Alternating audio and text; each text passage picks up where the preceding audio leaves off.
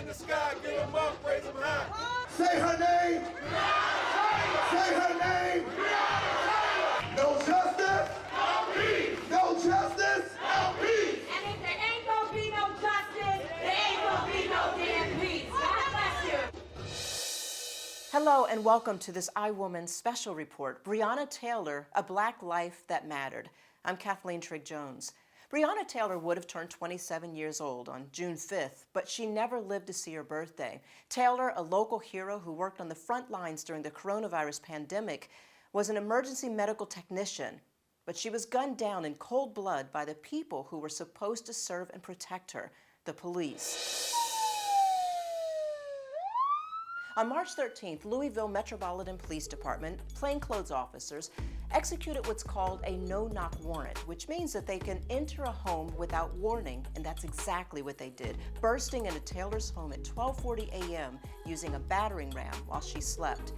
Taylor and her boyfriend were woken up, scared, not knowing what was going on and believing that their life was in danger. Well, sadly, what they didn't know was that Breonna's life was about to end. 911, Operator Harris, where is your emergency? I don't know what happened. Somebody kicked in the door and shot my girlfriend. Breonna's frightened boyfriend, Kenneth Walker, who legally owned a gun, opened fire on what he believed were intruders in an effort to protect himself and Breonna. Those officers fired back, hitting Breonna Taylor 8 times, killing her. Can you check and see where she's been shot at? I can't get on the stomach. Okay. Is she alert and able to talk to you? No, Bree. The police were looking for illegal drugs, but none were found. Even worse, the suspect that they were looking for had already been arrested earlier in the day. But instead of an apology, a grieving Kenneth Walker was arrested. 3 months later, justice has still not been served. So the focus has returned to Kentucky for a rally. Here in downtown Louisville, Kentucky, which is in the midst of 2 wars, the war on Corona, which all but has this city still shut down, and the war on racial justice. This is the place Breonna Taylor was gunned down, shot 8 times by police in the middle of the night, sparking nationwide protests and protests right here in Louisville, where many of these commercial buildings are still boarded up. It's been 100 days and there are still few answers and no charges brought against the cops. So we decided to travel here to Kentucky with the Until Freedom movement and several notable celebrities who are all on a mission to find out what went wrong and demand justice. Tamika Palmer, the co-founder of Until Freedom, helped organize this rally for Breonna. We're here to fight for Breonna Taylor. I need you to make some noise for me all the way in the back. Let them know you're here. Mallory is one of the co-founders of 2017's Women's March, and her activism has helped ignite many of the Black Lives Matter protests. But she, like others, vowed to keep fighting for Breonna until justice is served. Say her name, Breonna Taylor. Her story, unfortunately, is becoming too common. Black women killed by police and all the other things that's happening in society. And I think these folks showed up to say no more. I hope that the Attorney General is listening. I hope we don't have to come back and get arrested in front of his house to get his attention. We'll do it if we have to. But right now, hopefully there has been slight movement. And I think that what they were waiting for is to see whether or not the movement would die down. And instead, we're turning it up. The issue of Black women being killed and our voices being too low is a problem. And we must make sure that we are uplifting Black women in every step of the way. 102 days after Taylor's death, Brett Hankinson, the officer who shot her, has finally been fired from the Louisville Metropolitan Police Department. So he lost his job, which means he can appeal. But she lost her life. I have a specific obligation to see that anyone accused of a crime is accorded procedural justice and that guilt is decided upon the basis of sufficient evidence rather than public opinion. I take this responsibility very seriously. So Breonna Taylor, one officer has been terminated, but no charges have been brought. Like, from a legal standpoint, Why is that? Why is it so difficult to charge these officers?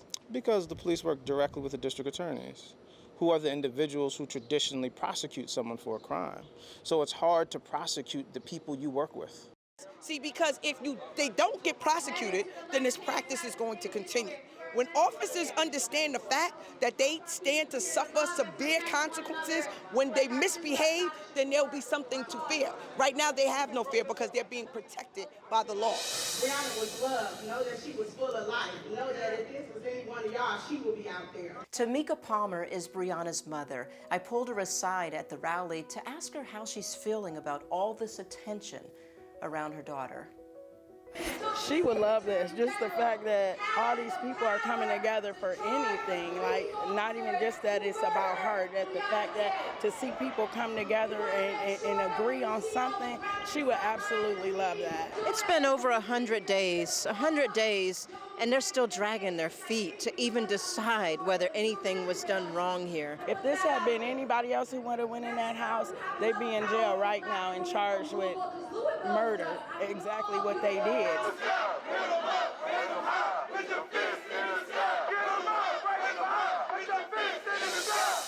We gotta keep the fight up. This is the grace right here. The fight is, the grace is in the fight. The grace is in justice.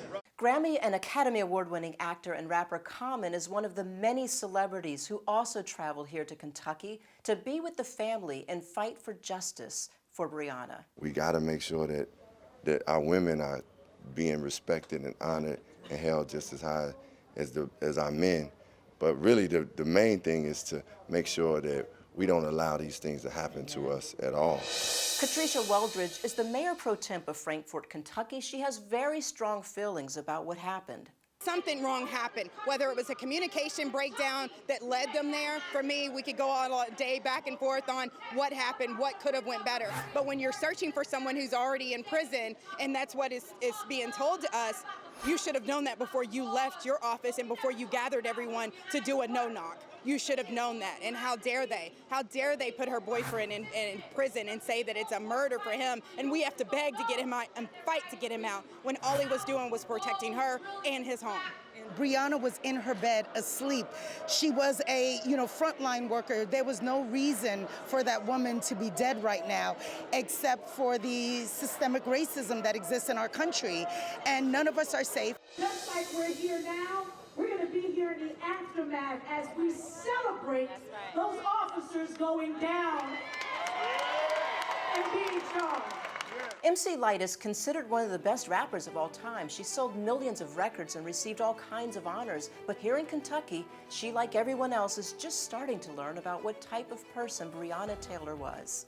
We all now have accounts of the experience that they had with her in their lives. She was kind, she was loving, she was giving, she was thoughtful, she was nurturing, all of these things. And I just think that it's a shame that we have to come together to celebrate the going home of some officers that did the wrong thing and will not stand up and be accountable for their actions. And neither will the system be with making them accountable for their actions. So I just wish we were here for a different reason.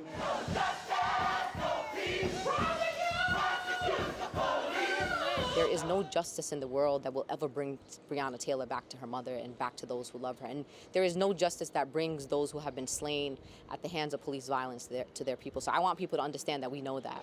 Linda Sarsour, another co-founder of the Until Freedom movement, is a Palestinian-American activist who's been fighting for justice for over 2 decades. Linda was also a co-chair of the 2017 Women's March. We see the movements that have happened for Trayvon Martin, for Eric Garner. We've seen even the most recent around George Floyd and Rayshard Brooks. And it's important for us to stand up for black women in the same way. And Malcolm X said this quote once, and it really sticks with me as someone who has so many beloved women that are black around me. He says the most neglected woman in America is the black woman. The most unprotected woman, the most disrespected woman in America is the black woman.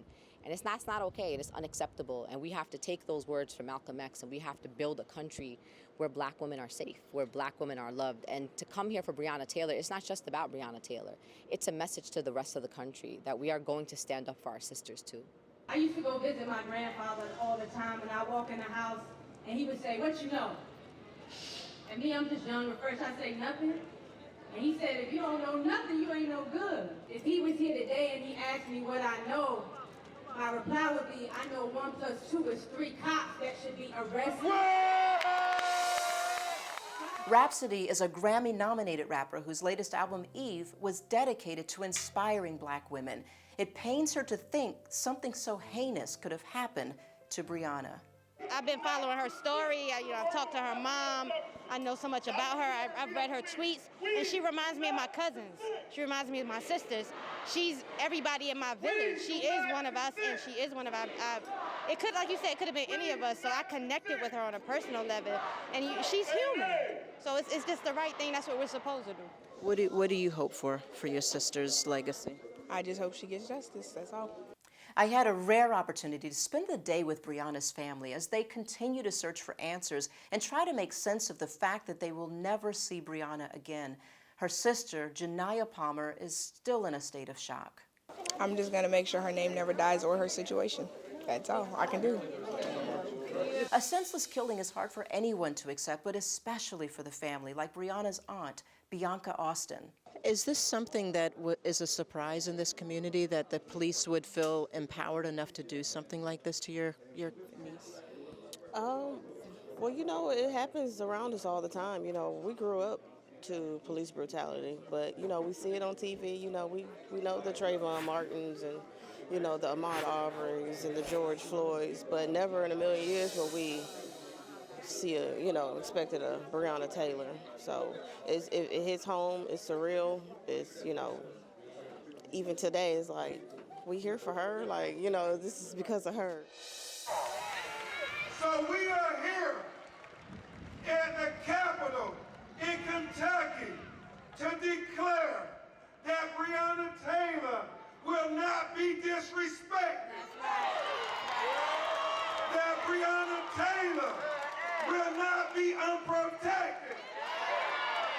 That Breonna Taylor will not be neglected. That's right. Because her life matters. Breonna Taylor life matters. Breonna Taylor life matters. Ben Crump is the attorney representing Breonna and her family. He also represented Trayvon Martin, Michael Brown, and Tamir Rice, all victims remembered by the Black Lives Matter movement. We gotta recognize Breonna Taylor because black women lives matter too. And we gotta make sure we give them the same recognition and the same attention that we give to all these brothers that we know on a first name basis who've been executed by the police. And so we just kept saying, say her name in every interview. Say her name. Breonna Taylor. Say her name. Breonna Taylor. I don't mean no disrespect. Hope no one's taking offense. But if you don't understand white supremacy, then nothing I'm saying is gonna make sense. But Black Lives Matter is self-explanatory. We're telling the world that black lives have value, and we ain't asking it's mandatory. And my son, what is your greatest hope from all of this? My greatest hope is that we don't have to be here. I hope that one day that we can dismantle until freedom, that we don't have to fight, that equality and equity is something that is normalized. But unfortunately, right now, that's not the issue. That's not where we are. So until that is where we are, we're just going to keep on fighting. What I feel when I come into the town here is that this is nothing new, but this attention is very new. Yes. Am I correct? Yes. It's not the first time this has happened, but this is the first time that the nation's really paid attention and really it has helped us push for change, and it's really making a difference. What went wrong here? And what didn't go wrong, from the warrant, the investigation, the lies on the warrant, to executing a no-knock warrant in the middle of the night. Everything went wrong, and I don't think there's very many people that can say that it wasn't a travesty what happened, and Breonna should still be here. The situation is totally avoidable. One person who knows for a fact that this situation could have been avoided is Kenneth Walker. He was there and saw his girlfriend Breonna die, taking her final breath right in front of his eyes. He gave me his first interview. I don't want you to talk about anything involving the case because I don't want you to get in any kind of trouble, but how does all this love feel to you? It's definitely greatly appreciated. It's a bit overwhelming at sometimes, but just because I'm just still dealing with everything. So it's hard to deal with everything when all of this is going on, but I'm dealing, you know, but I greatly appreciate all the love and support. Even though he did everything he could to protect the love of his life, Kenneth is still riddled with guilt, and he could still face charges for firing at officers. But Common had a special message for him. Staying strong. We appreciate you, brother. For real. Appreciate you. Yeah, we appreciate you, brother. And we're here for you. So know that. And if it's anything, when things calm down and everything, if it's anything we can do to assist you, you need to talk, any questions, whatever it may be, all right?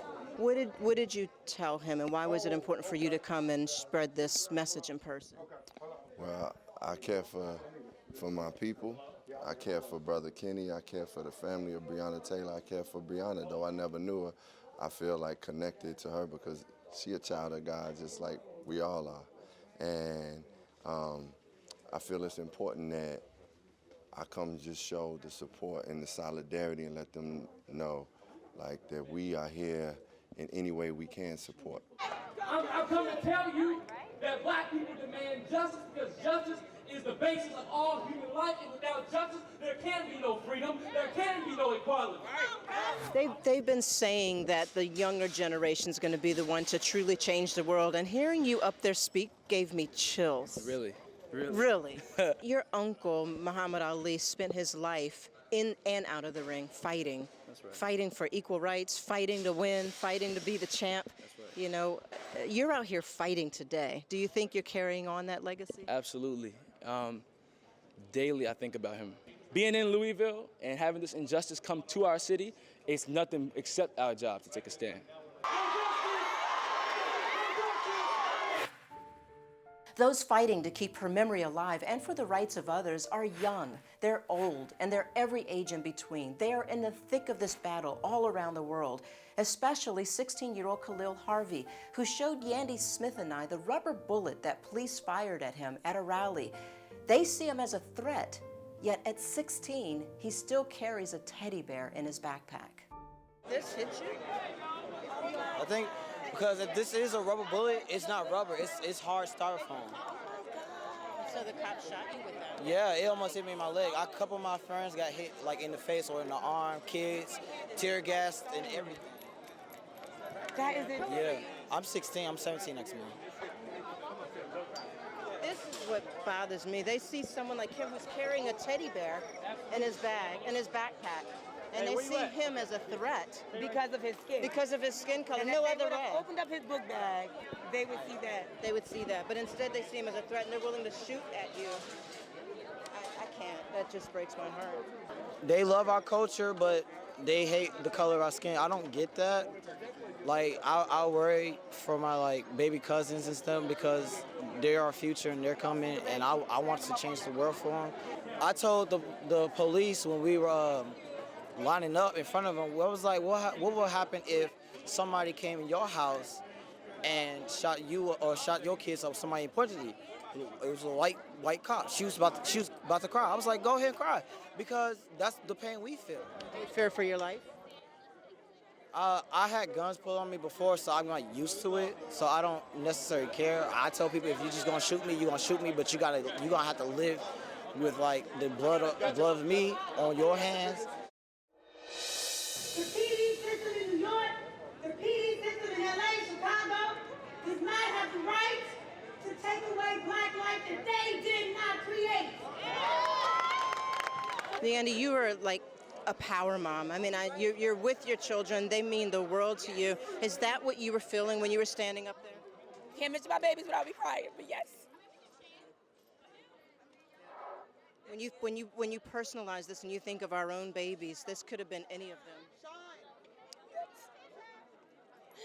That's why I come, because I think about my babies. I think about my children. I think about their fight. I think about their struggle. And it just makes me feel like I don't have the right to stay at home and do nothing. So, you know, I don't really call myself an activist. I'm just a mom.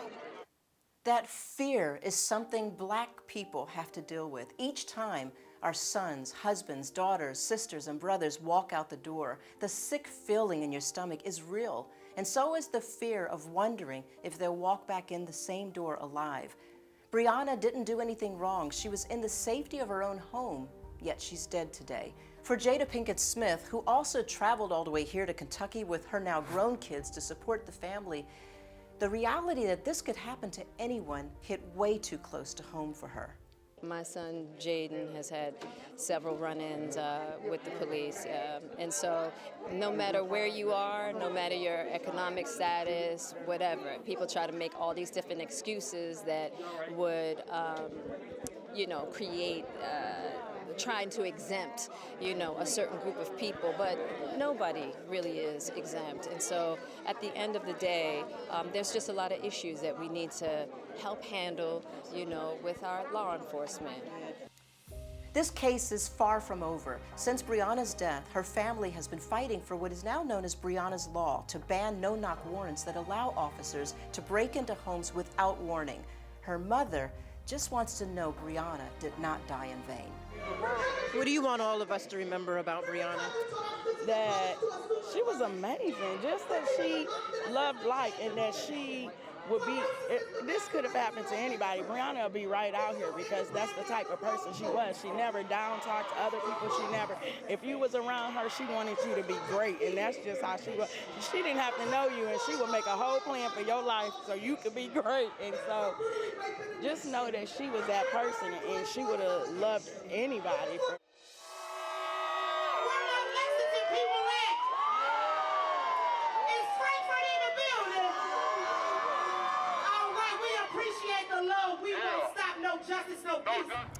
Breonna's family can only hope that she's truly looking down on all of this right now with pride, knowing that her life and her legacy has sparked a movement that just may change a system that's been designed to keep blacks down since eternity. Still, they won't rest until all 3 officers have been charged and laws have been changed to prevent anything like this from ever happening again.